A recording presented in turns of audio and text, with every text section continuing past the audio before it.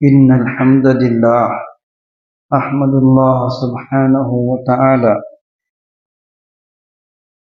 والصلاة والسلام على النبي الأكرم الذي بعث إلى كافة الأمم صلى الله عليه وسلم.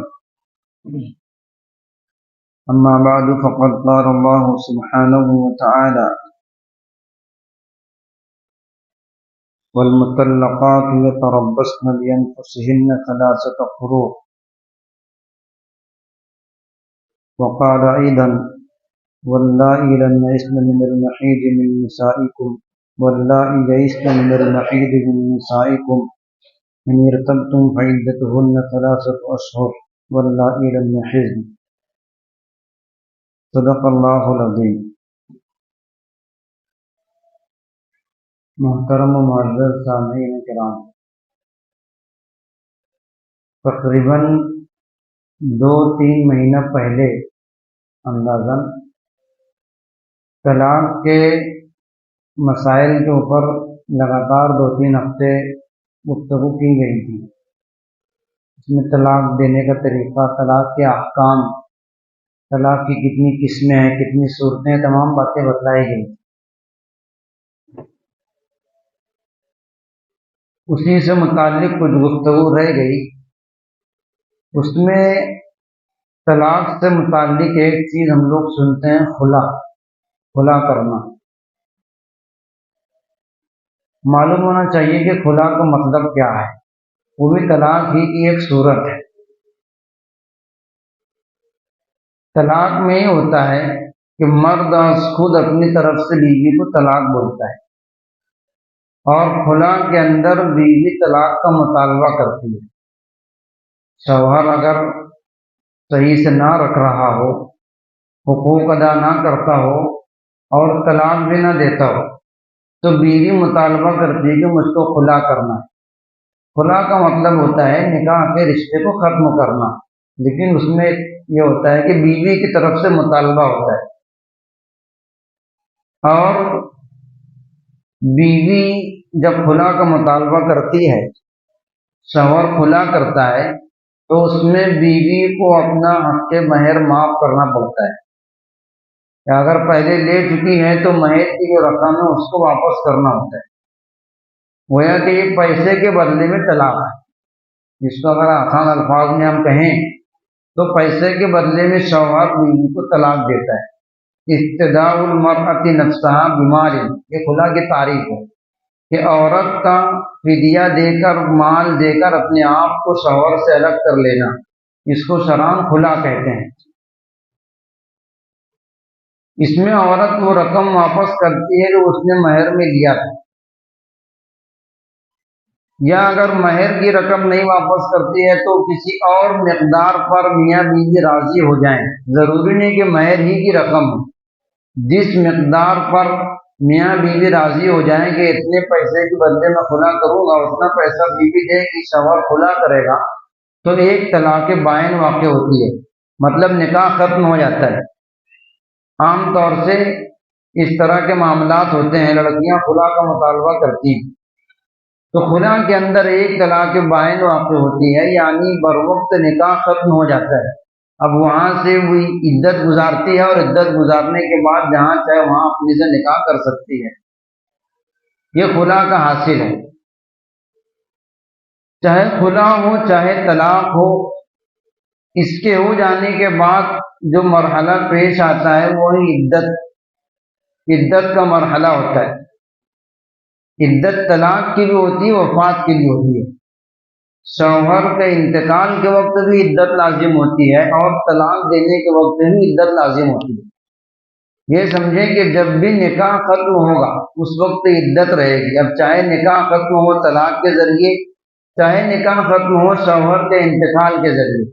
اس لیے کہ جیسے طلاق سے نکاح ختم ہوتا ہے، ویسے ہی شوہر کے انتقال ہو جانے سے بھی نکاح ختم ہو جاتا ہے.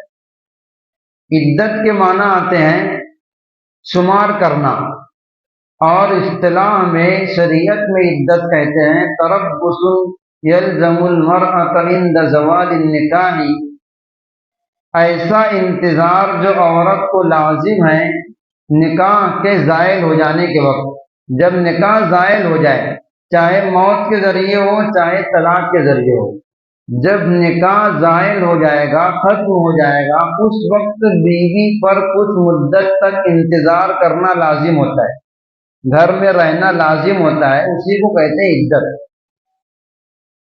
اب وہ عدت طلاق بھی ہوتی ہے، عدت وفات بھی ہوتی ہے۔ یہ تو ہم لوگ جانتے ہیں کہ بیوی جو ایام گزارتی ہے اس کو عدت کہتے ہیں۔ اب یہ سمجھیے کہ عدت دو قسموں کی ہو گئی، ایک عدت طلاق اور ایک عدت وفات، دو الگ الگ عدت ہیں اور دونوں کے احکام الگ الگ ہیں۔ عدت طلاق کی 3 صورت بنتی ہے، عدت وفات کی 2 صورت بنتی ہے۔ اس طرح جتنی بھی عورتیں ہیں کل ملا کر کے عدت کی 5 صورتیں ہیں، انہی 5 صورتوں میں تمام عورتیں آئیں گی۔ عدت طلاق جب ہوگی اس کی 3 صورتیں ہوتی ہیں اور عدت وفات کی 2 صورت ہوتی ہے۔ جب شوہر بیوی کو طلاق دے گا یا خلا کرے گا، اس وقت عورت پر عدت لازم ہوگی۔ ان عدت کی صورتوں میں عدت طلاق کی 3 صورتیں ہیں۔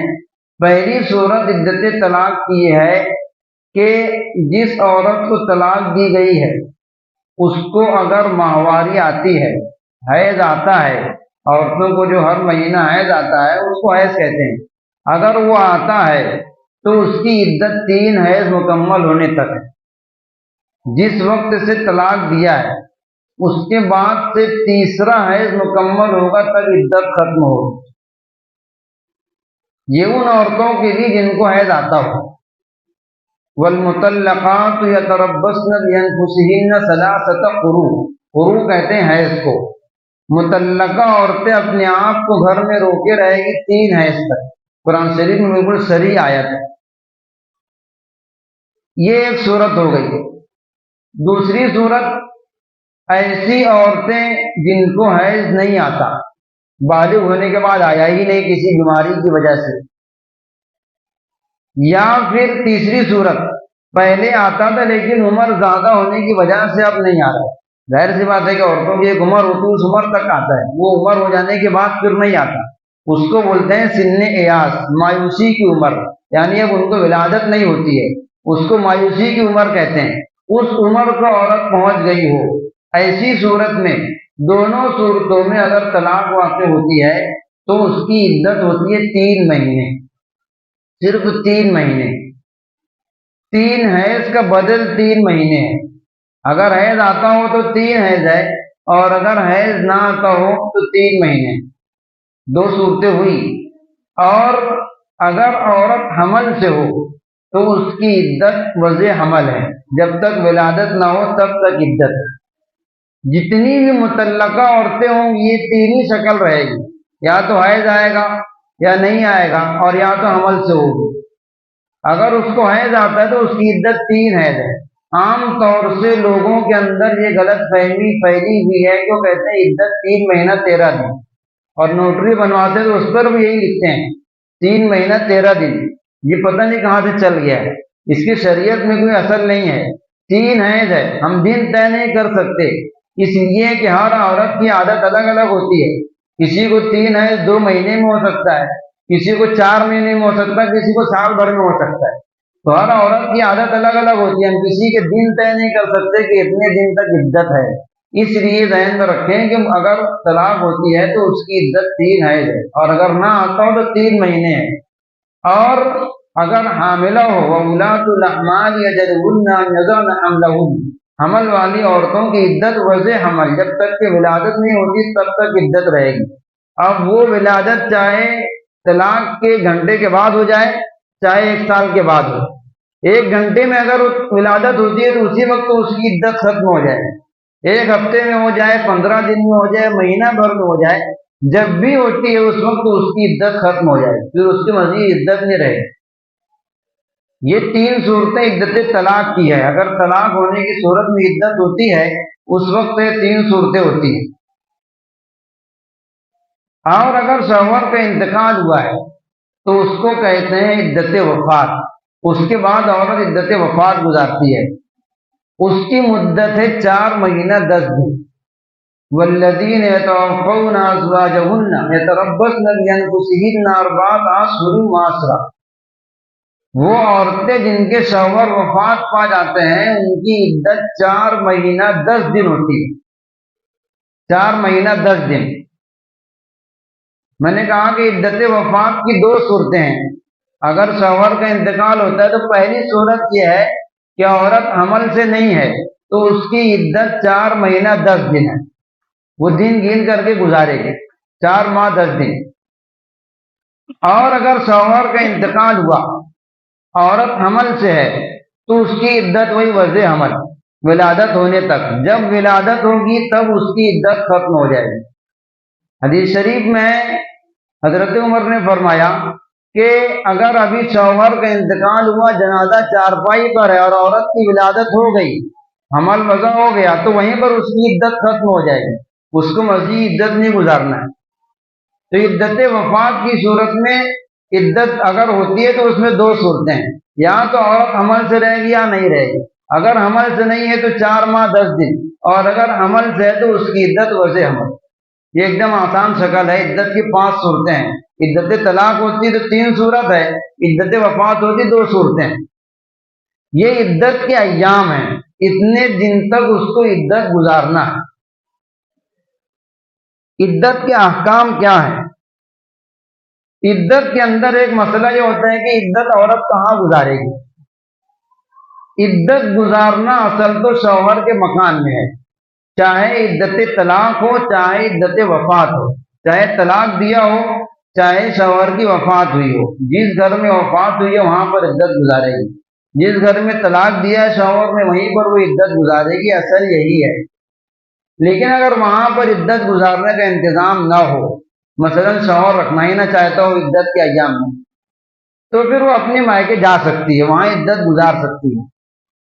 اسی طریقے سے عدت وفات ہے، شوہر کی وفات ہو گئی، اصل تو یہ ہے کہ اسی مکان میں وہ عورت عدت گزارے۔ لیکن اگر کوئی وجہ ہو، کوئی مجبوری ہو، مجبوری الگ الگ طریقے کی ہے، مثلا جوائنٹ فیملی ہے، سب مل کر رہتے تھے، اب الگ سے رہنے کی جگہ نہیں ہے، یا پھر اکیلے رہتے تھے، بچے نہیں ہیں، تنہا رہے گی، بار بار باہر نکلنا ہے، سودا لانا ہے، سامان لانا ہے، اس کے لیے پریشانی ہوگی، یا کرائے کے گھر میں رہتے تھے، اب دینے کے لیے کرایہ نہیں ہے، ایسی بہت ساری پریشانیاں ہو سکتی ہے۔ تو ایسی مجبوری کی شکل میں شریعت لازم نہیں کرتی کہ اسی گھر میں رہے، پھر وہ اپنے والدین کے یہاں پر جا کر کے عدت گزار سکتی ہے۔ اصل تو یہ ہے کہ اسی گھر میں گزارے، اور اگر وہاں نہیں انتظام ہے تو اپنے مائکے میں اپنے والدین کے یہاں پر جا کر پورا کر سکتی ہے۔ دوسرا مسئلہ آتا ہے عدت کے اندر نفقے کا۔ عدت کے اندر اس کا خرچ کس کے اوپر ہوگا؟ جب تک نکاح میں تھی تب تک تو خرچ شوہر کے اوپر تھا، جب طلاق ہو جائے گی یا وفات ہو جائے گی تو اب شوہر تو ہے نہیں، تو عدت کس کے اوپر ہے؟ اس میں آپ دونوں کو الگ الگ کر لیں۔ عدت طلاق کے احکام الگ ہیں، عدت وفات کے احکام الگ ہیں۔ اگر طلاق کی عدت ہے تو عدت طلاق میں مکمل جتنے دن عدت کے ہیں اس کا نفقہ شوہر کے اوپر ہوتا ہے، اس کا مکمل خرچ کھانے پینے کا جو بھی ہوگا، جس طرح نکاح میں رہنے کی صورت میں شوہر کے اوپر تھا، ویسے عدت ختم ہونے تک خرچ شوہر کے اوپر ہوگا، مکمل ایام ہونے تک۔ عام طور سے میں نے کہا کہ لوگ طے کر لیتے ہیں 3 مہینہ 13 دن اور اتنے دن کا پیسہ دے دیتے ہیں۔ میں نے کہا کہ عدت 3 ماہ 13 دن نہیں، کسی صورت میں نہیں ہے۔ اگر اس کو حیض آتا ہے تو عدت 3 حیض مکمل ہونے تک، جتنے دن میں مکمل ہو، چاہے 3 مہینے میں ہو چاہے 4 مہینے میں ہو 5 مہینے میں، اور اگر نہیں آتا ہے، بوڑھی عورت ہے، تو اس کے لیے 3 مہینے پورے، اوپر 13 دن نہیں ہے، اتنے دن کا خرچ شوہر کو دینا ہے۔ لیکن ایک بات ہم لوگوں کے علم میں نہیں ہے، عدت کا خرچ شوہر پر اس صورت میں آتا ہے جب وہ عدت شوہر کے مکان میں گزارے۔ میں نے کہا کہ اصل یہ ہے کہ عدت طلاق شوہر کے مکان میں گزاری جاتی ہے، اگر اس کے مکان میں گزارے گی تب شوہر کے اوپر عدت کا خرچ لازم ہوگا، اور اگر اپنے مائکے میں گزارتی ہے، اس میں شوہر کی اجازت ہے، تب اس کے اوپر خرچ لازم ہوگا۔ اگر عدت اپنے مائکے میں گزارے، اس میں شوہر کی رضامندی نہیں ہے، شوہر اپنے یہاں پر گزروانے پر راضی ہے، تو پھر شوہر پر عدت کا خرچ نہیں آتا۔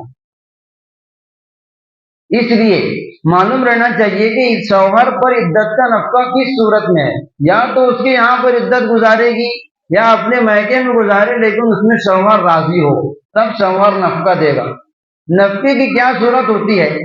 ظاہر سی بات ہے کہ اگر شوہر کے مکان میں رہے گی تو جس طرح سے نکاح میں تھی راشن پانی مکمل شوہر لا کر دیا کرتا تھا ویسے لا کر پورا کرے گا، اس کو الگ سے پیسہ دینے کی ضرورت نہیں ہے۔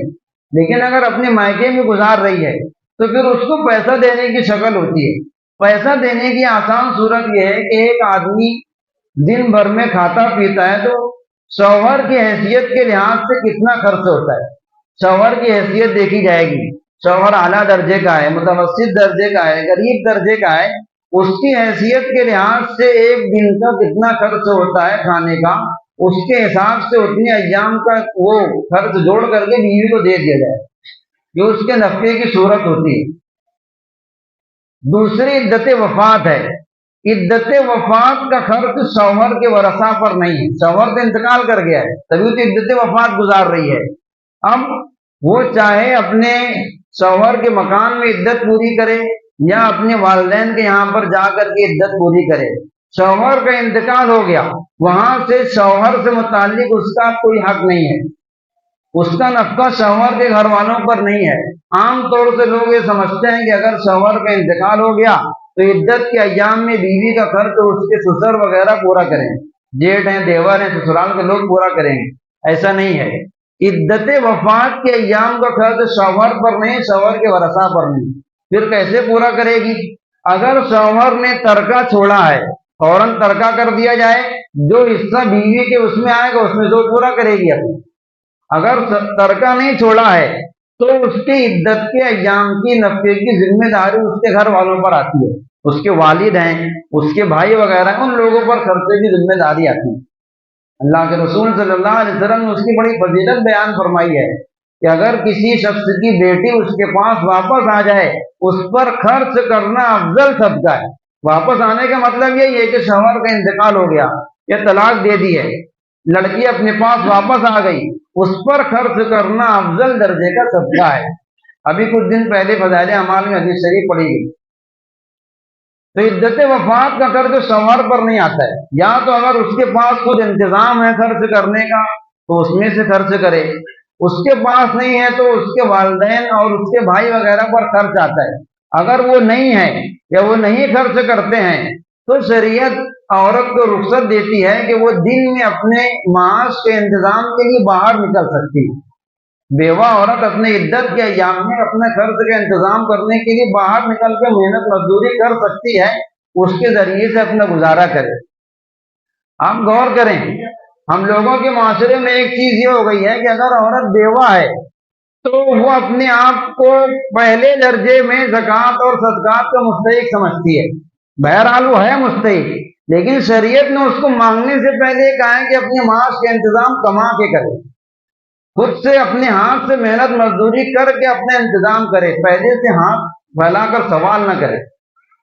وہ مجبوری کا درجہ ہوتا ہے سوال کرنے، اور نوجوان عورتیں ہوتی ہیں وہ بلا تکلف اپنے محنت مزدوری کر کے اپنا گزارا کر سکتی ہیں، وہ خود ہوتی ہے اور اس کے بچے ہیں۔ ظاہر سی بات اگر بچے بڑے ہیں تو وہ خود ہی کریں گے، اپنی والدہ پر خرچ کریں گے، اور اگر بچے چھوٹے ہیں تو ان کا خرچ تو کوئی مشکل نہیں ہے، عورت تھوڑا سا کام کر کے اپنا گزارا کر سکتی ہے، بچوں کا گزارا کر سکتی ہے۔ اور ہمارے شہر میں تو آسانیاں ہیں، عورتیں گھر کے اندر رہ کے نہ جانے کتنا کام کر لیتی ہیں۔ تو اس لیے یا تو والدین پر، ان کے بھائیوں پر خرچ، اگر وہ نہیں کرتے ہیں تو ان کا خرچ ان کے اوپر ہے، وہ دن میں باہر نکل کے گھر میں رہ کر کچھ کام کر کے اپنا گزارا کر سکتی ہیں، شریعت ان کو باہر نکلنے سے منع نہیں کرتی ہے۔ عدت کے احکام میں ایک حکم یہ ہے کہ باہر نکلنا کن کن چیزوں کی پابندیاں ہیں۔ عدت طلاق اگر ہے تو بتلایا گیا کہ اس میں نفقہ شوہر پر ہے، جب نفقہ شوہر پر ہے تو اس کو باہر نکلنے کی ضرورت نہیں ہے۔ تو عدت طلاق والی جتنی عورتیں ہیں، چاہے طلاق رجعی ہو، طلاق بائن ہو، طلاق مغلظہ ہو، پوری تفصیل پہلے بیان کی گئی ہے، جو بھی مطلقہ عورت ہو اس کو باہر نکلنے کی اجازت نہیں ہو، گھر کے اندر رہے گی، اس کا نفقہ شوہر کے مال میں۔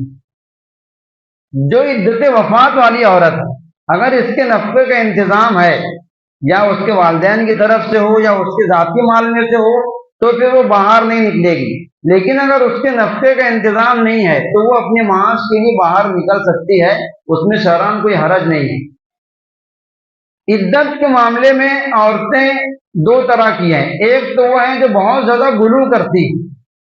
عدت میں ہم لوگ سمجھتے ہیں کہ عورت کو جیل کے اندر بند کر دیا جائے۔ عام طور سے لوگوں کے اندر جو باتیں پھیلی ہوئی ہیں کہ وہ آسمان نہیں دیکھ سکتی، گھر کے چھت پہ نہیں جا سکتی ہے، غسل نہیں کر سکتی ہے، سب فالتو باتیں ہیں۔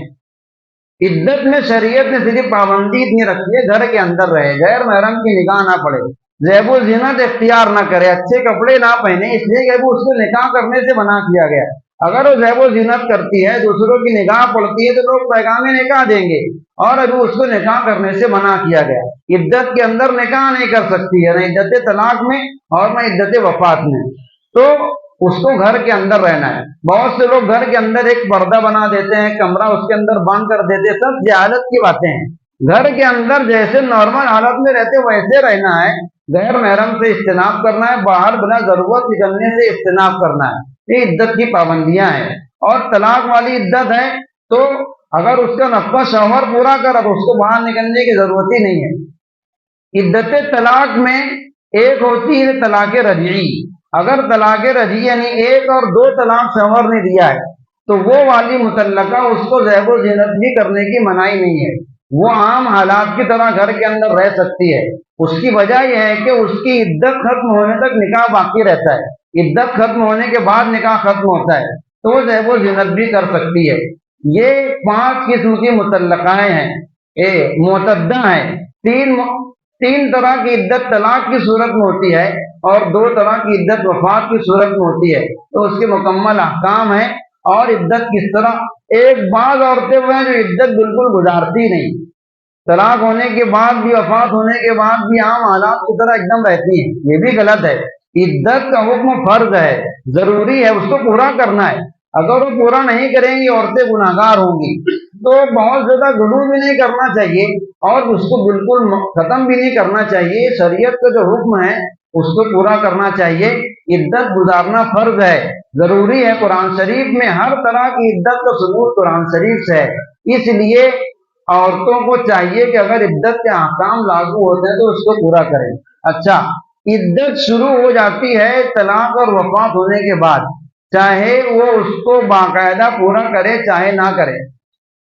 شوہر نے طلاق دیا، عورت باقاعدہ عدت گزارے یا نہ گزارے، وہاں سے عدت کے ایام شروع ہوں گے، 3 حیض مکمل ہونے پر ختم ہو جائیں گے۔ کبھی ایسا بھی ہو سکتا ہے کہ شوہر نے طلاق دیا، عورت کو علم نہیں ہے، 5 مہینے بعد معلوم پڑا کہ شوہر پہلے طلاق دے چکا تھا، تو اس میں اس کی عدت بھی گزر گئی، اس کے واسطے معلوم ہونا ضروری نہیں ہے۔ شوہر کہیں گیا تھا، اس کی وفات ہو گئی، بیوی کو علم ہی نہیں ہے، 1 سال بعد خبر ملی کہ میرے شوہر وفات پا گئے، اور 1 سال پہلے تو 4 ماہ 10 دن کی عدت تھی، وہ گزر گئی ہے۔ اس لیے عدت کے واسطے معلوم ہونا یا باقاعدہ گزارنا ضروری نہیں ہے۔